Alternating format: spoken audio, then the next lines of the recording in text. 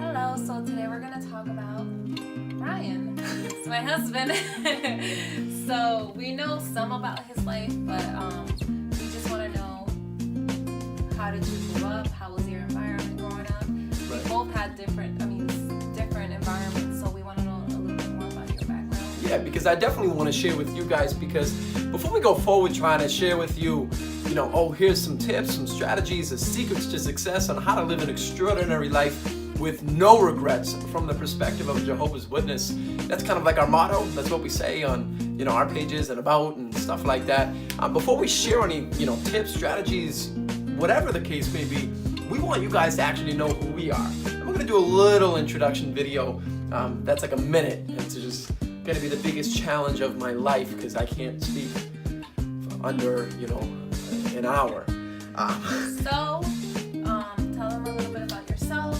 Right. Your So environment. this video, I just want to tell you guys, more about me, because if you watched, we have another video that's strictly just about my wife, about her growing up, the struggles of childhood, and how she got to where she is today. Well, not exactly, but to a certain point in her life. And I want you guys to understand that, how I grew up and the different things about me. So basically, I grew up with obviously a mother and father, and they were baptized actually together. When my mother got baptized in the truth, I was actually in her belly, which is incredible because I've been baptized twice. But which is crazy. I don't even think she knew that. But what's crazy is, I got double dipped. No, but what's crazy is that eventually later on, my parents ended up getting divorced, so they split apart unscripturally. So both my parents ended up getting disfellowshipped in the truth, and that was definitely very difficult because I was only about 6 years old, or 4 or 5 or 6 years old, when they got divorced. So I didn't really understand everything. So then my grandmother, my mom's mother, took me under her wing. I still lived with my mother. And not my father, but she took me under her wing until I was about 7 or 8 years old for the next 4 years. She was the one who took me to the meetings, took care of me, and she was really the one who was like my spiritual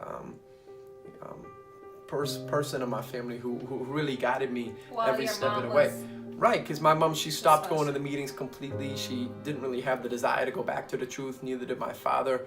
Once I got his fellowship, they tried, but I guess they just, didn't latch on, and it really pushed them away. So that my grandmother took that up until she passed away when I was about 8 or 9 years old. And then eventually my grandmother's sister, which is my great aunt, she's like my grandmother because she's like the same. She is the same age as my grandmother. And so she took me under her wing.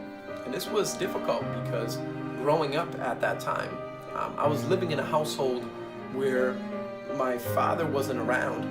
I grew up with just a single mother, and she didn't really, live up to Bible principles. She used to drink every single day.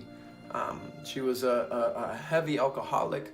She didn't do drugs, but then when I went to go turn to my father for guidance, he was always in and out of, rehabs, or he was relapsing from doing drugs, and struggles that he had to go through. So you couldn't really depend on them. I couldn't depend on anybody.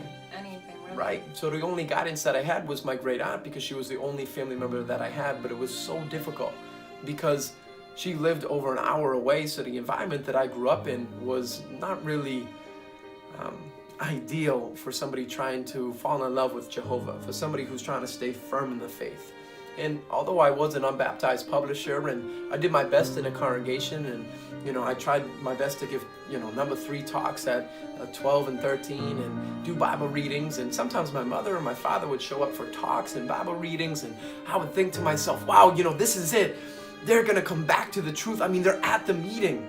Or it would be a memorial. I'm like, this is the year they're gonna come back into Jehovah's fold. This is beautiful. I have my aunt, I have this person, this family member, and all there.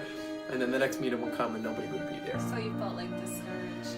Yeah, it was just, the environment wasn't set up for me to win as somebody trying to... And it wasn't only you, right? No, it wasn't only me. I also had a... it was Ryan's world. No, I'm playing. I also had a sister as well, and this was so difficult because my sister really didn't want to take up the truth either. She'd go to some meetings with me when I was young, but it was really off and on. She got extremely caught up in the world, and me, I was really the only one in my entire household that was trying to, stay firm in the faith. Then my mother ended up getting together with a man, and he ended up doing, heroin and drugs and hardcore things, and he didn't really take my mom away from being an alcoholic or drinking. It was a tough environment. So eventually at age 12, 13, I stopped going to meetings. And this was a scary time in my life because at the time I was surrounded by just worldly friends at school, and then I had an extremely worldly, detrimental environment at home. So I would sit up till 2 a.m. every single night and just wonder if my mother was gonna make it home that night. I would stay up till 2 a.m. at night just wondering if she was gonna walk through the door, because my mother, she liked to go to the bar just about almost every night.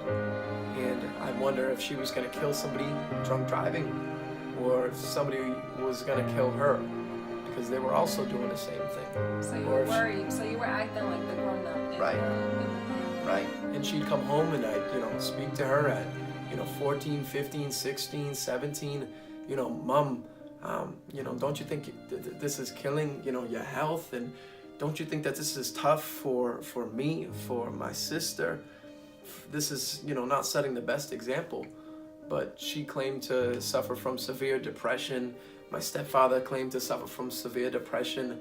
My sister claimed to still does to suffer from severe depression. And it was tough because I've always been a very happy, energetic person. I've always loved what I'm doing right now. This is why I'm so passionate and excited about doing this, because all I've wanted to do since I was a little kid was help others. I wanted to give. I wanted to share. I wanted to, anything that I have to offer, give to anyone without expectation. And I learned that as a kid because I've been always trying to help my mother and my stepfather and my sister and my father get through their obstacles in life. Seeing my mother be an alcoholic, I just thought every day, how could I stop my mother from drinking? How can I stop my stepfather from doing drugs and drinking as well? How can I stop my father from relapsing and going into, programs? What about my sister? How can I, bring her into Jehovah's fold? How can I, tell her to stop suffering from severe depression? Everyone was so negative in a complaining environment.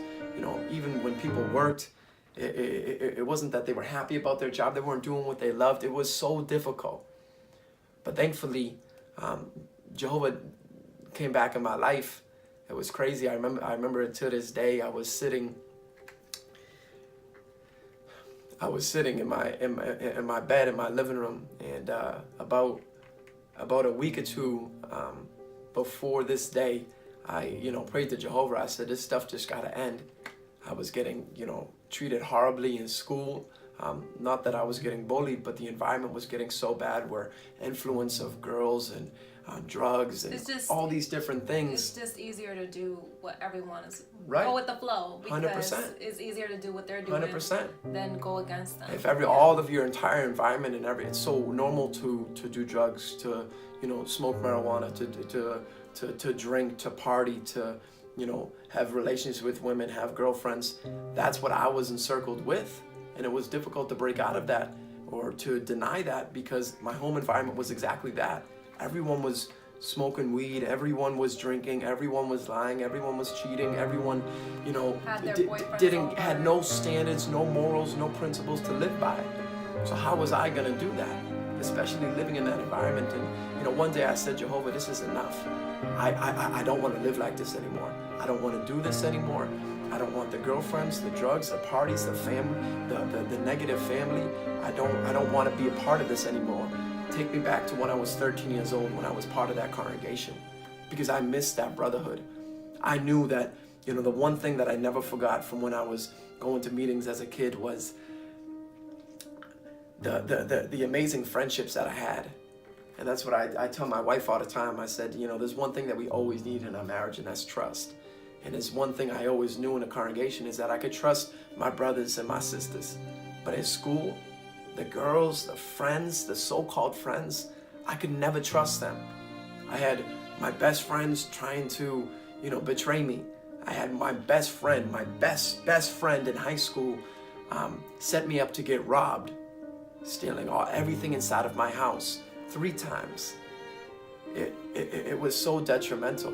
It was difficult. It was negative. It was a horrible environment. But what's crazy is that once I made that prayer to Jehovah, within, I don't know, I say 2 weeks, I can't remember, but not shortly after, I heard a knock at my door.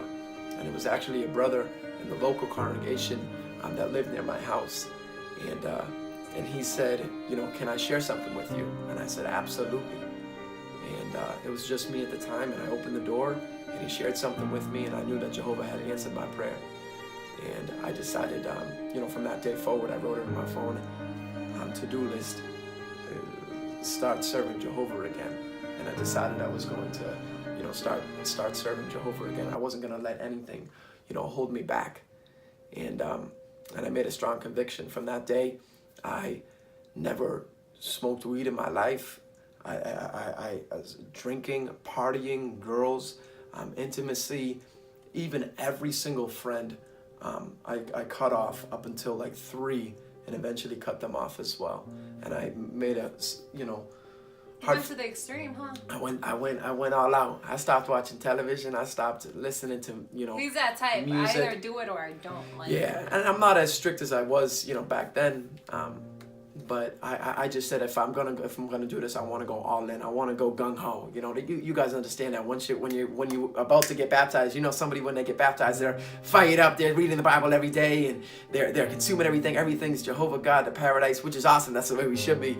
But it's over the top. It's to the to the top of the world, because you're just so madly in love. The same way you get so madly in love, with your girlfriend or spouse or person that you're about to marry. That's how it is when you newly fall in love with Jehovah. And I made that prayer to Jehovah and said, I want to serve you for the rest of my life. Not me, not my wife, not anybody. I want to serve you, and everything else will come after. And it wasn't easy though. Within 6 months, I ended up dedicating my life to Jehovah, and it's been a difficult road ever since, but it's been a road full of blessings. And I'll just tell you, this is a longer video than I wanted to have, but hopefully if you're watching this, it's touched you, because this is definitely not an easy thing for me to share. So, how did your mother react? Right. And your sister and your stepfather? How did they react to, now I want to be a Jehovah's Witness? Right. I don't want to do anything that you guys are doing. How did they react to that? Did they go all what's wrong with you? Or did they go against you? How did they react? Right. So this was definitely one of the hardest decisions I had to make in life, because like my wife in high school, I was extremely academic. So although, even with the drugs, the girls, the partying, the home environment, the negativity, visiting my dad in prison and jail, and seeing all this craziness, that's how I grew up from ages, my entire life, from what I remember from, being 12 to, 18 years old. I decided, hey, I'm going to dedicate my life to Jehovah. But in order for me to do that, I'm going to have to give some stuff up. So because I was so academic, despite my environment, I always tried my best to get straight A's through school. I always loved learning. I always loved growing. I loved interacting with others. I wanted to help. I wanted to provide. And I wanted to get a job and help my mother with the bills as well. And because of that, I got a scholarship to go to college, and that was the dream. My mother was like, oh, you're going to be the first one in our family to go to college. You're going to be something special. This is great. You're going to pursue it. You're going to make great money. This is phenomenal. And when I decided to dedicate myself, I said, I want to be full-time in ministry. I want to pioneer. I want to give that my entire attention. So I decided to decline the 4-year scholarship. And I got a lot of backlash, to say the least. My mother, threatened to kick me out. My father, thought I was crazy for doing that. Everyone said, what, you're going to go out in the street and just hand out pamphlets to everyone and give up your scholarship for that? They're referring to preaching. And I said, absolutely. because it's just crazy that they came from serving Jehovah, right? How people change and just twist their perspective. Like I've never, right? Like I was never a witness. I mean, this is 14, 15, 20 years later. I know, but like the same people that inculcated that in you right. are telling you no, like right. you should be pursuing worldly goals, and right. I bet that was difficult right. for you. Because in a way, I wanted to do that. Yeah, in a way, I wanted to do that because that was something that was. That's such a prominent thing when everyone's telling you, Ryan, you're capable of greatness. You can do this. Chase this, chase that, chase the money. But what I wanted to chase was things that were everlasting. I wanted to chase something that would reward me forever. And I wanted to fulfill my love for Jehovah. And for me personally, you may have a different viewpoint, but for me personally, I felt like college wouldn't be the best thing for me. And luckily, that was the best decision I ever made because it led me into pioneering. And not just that, but like my mother said, how did my mother react? I know. No, like my wife said, how did my mother react? Well, the crazy thing is, because I got baptized, I lived in the same house as my mother, and she was still disfellowshipped. So I let her know, and I told both my parents, and this was also why dedicating my life to Jehovah was one of the most difficult decisions I've ever made in my life, because I told them, I said, I love you, Mom, I love you, Dad, but I love Jehovah just that much more. I love you both, but I love Jehovah more than both of you, and I'm gonna put Him first in my life, and because of that, I'll always respect you, I'll always love you. But until you straighten out your life and decide to come back to Jehovah, our relationship will never be the same. There will be no more late nights. There will be no more hanging out. I help my mother. I told her I'll still help you with the bills. I'll still be there for you. I'll still love you. I'll still respect you. But I'll never be the son that you once had. So I really cut off our relationship. Yeah, that's true. Because when we were dating, she was still disfellowshipped. She was still disfellowshipped, and this was something that. And he used to tell me, I don't talk to her. We only talk about finances. And she begged me, hey, can I speak to Monica? Can I speak to, my future daughter-in-law? I said, that's inappropriate because you're disfellowshipped. You can't until you decide to come back to Jehovah. Ryan, can we just hang out? I'm sorry. And I thought, I thought he was being a little tough, just because my mom was disfellowshipped too growing up. So that was just me. But he had his own point of view, and Jehovah does tell us, it's difficult not to do it, especially when it's your mother, and she's the only one in your life. So I always thought he was being a little tough, but you can say what happened and because I was so tough on my mother, it was heartbreaking because my mother would break down in the living room. It didn't help because she was still drinking. She was still an alcoholic. She was, coping with her depression with alcohol. And it was a problem because she thought I disowned her. You're supposed to still love me, Ryan. I'm still first. I'm still your mother. And I let her know, you'll always be my mother. I'll always love you. But until you decide to love Jehovah the same way that I do, our relationship will never be the same. And because I was strong, and it was difficult. A lot of days I cried. A lot of days I missed my relationship with my mom. She was my everything. Despite everything my absolute everything. Despite everything that you went through in your childhood. Yeah, I still loved her more than life itself because she was always there for me when I needed somebody to speak to. And to know that I didn't have that anymore, it was so difficult. But thankfully, Jehovah supplied me with an extra ear. But because of my actions, my mother ended up deciding, all right, well, if Ryan could give up all of that, if he could transform his life, and Jehovah could really help him do that, because I didn't do it on my own, I take no credit. If Jehovah God can help him transform his life, then you know what? Maybe he can do that for me too. My mother said, Ryan, if you really won't talk to me, well, fine, I'll start going to meetings then. What if I go to meetings? I said, Ma, if you go to meetings, that's wonderful, that's great, but you need to do that on a consistent basis. You need to get reinstated. And luckily, she ended up getting reinstated. Within a year and a half, starting to going back to meetings. So almost 2 years she waited, going to meetings consistently, not speaking to me. And it was a beautiful blessing, because not just long after that, my mother ended up, getting sick and getting ill, and she ended up, passing away. About a year after she decided. She was able to go to our wedding. About a year after she decided to return to Jehovah, and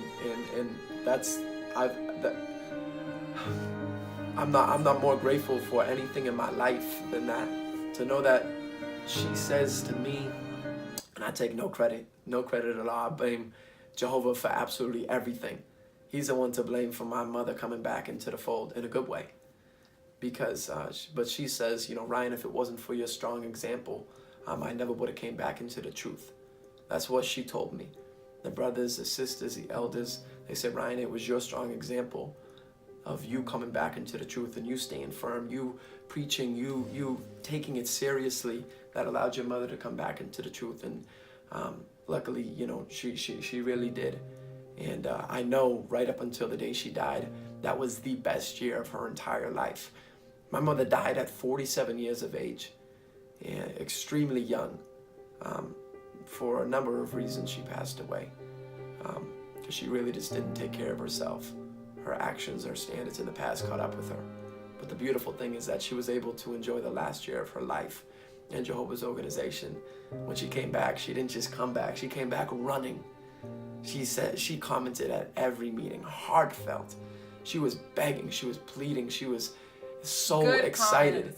Good, She went from drinking all day, every day, to maybe one glass of wine a week. She stopped no longer being an alcoholic. She gave it up. She encouraged my stepfather to start going to some meetings as well. And it was a beautiful journey, because... And your sister would go with her? Yeah, my sister started going as well. She never used to go either. And it was so beautiful, because of that, she got reinstated, and just months later we had our wedding. And because my mom was reinstated, she got to enjoy the association of beautiful friends. I was able to have one final dance with my mother, the last dance we had before she passed away. And, I can't wait to see her in the resurrection, because I know she'll 100% be there, because she loved Jehovah with everything she had before she passed away. And, I'm excited to, I don't know what the technology will be like, but, Mom, this is for you if you ever watch this in the new world, because I love you more than anything, and, it's something special. So I wanted to make this video short, but I ran on. But hopefully this encourages any of you who are watching. If you've ever strayed from the truth, whatever you're thinking, don't do it. Don't hesitate. Don't test the world, the drugs, the money, the women, the parties, the excitement. It all crumbles to nothing. It's not worth it. Don't wait, don't hesitate, don't look there. Just stay on the path. But if you have, just know that Jehovah is always with his arms wide open. He's waiting for you. Yeah, for that one, he's waiting. Right. He's never gonna give up on you. And right. There's hope, she was gone for years, right. 15, 16. 20 years. 20 years, And I left the truth for 7 years, from 13 to being later. And so you never know. Jehovah has his ways of maybe it's this video, like maybe right. Somebody will tell you about it. I don't know, but Jehovah has his way, and if it's in your heart, he knows. And don't, he's always gonna welcome you back. We're all gonna welcome you back, right. Because to us, like, you're our brother or sister, your family. So yeah. Yeah, I mean, if I left the truth for a couple, I don't know, I said 7, like 2-3 years. And the crazy thing is, the most beautiful song that we've ever sung that touches me, it says, Jehovah will never forget the love that you had at first. He'll never forget the things that you did for him in the past. So if you've ever prayed to him and you stopped praying, if you've ever, preached and you stopped preaching, if you've ever gone to meetings and you stopped doing that, whatever you slowed down on, whatever you did in the past, Jehovah will never forget that. And I know he doesn't, because he reassures me that he didn't forget all the love that I had at first.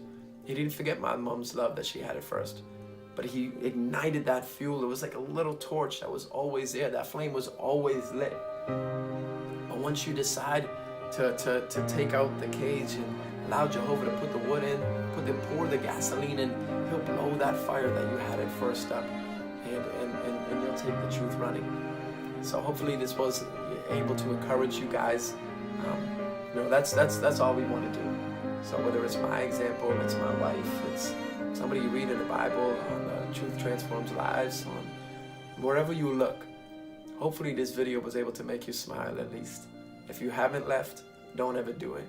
If you're watching this and you have left, go back to Jehovah, because there's nothing out there. Don't wait. Don't wait till you're 80, 90, or you get diagnosed with cancer, or you're about to die to realize, maybe it's time for me to come back. But it's never too late. It's never too late. It's never Don't too live late. a life Even of... if you're older and you want to come back, it's never too late. Jehovah knows our hearts. He listens to our prayers. He knows what we're going through. He just wants to hear it from us and express ourselves, because he's real. He understands.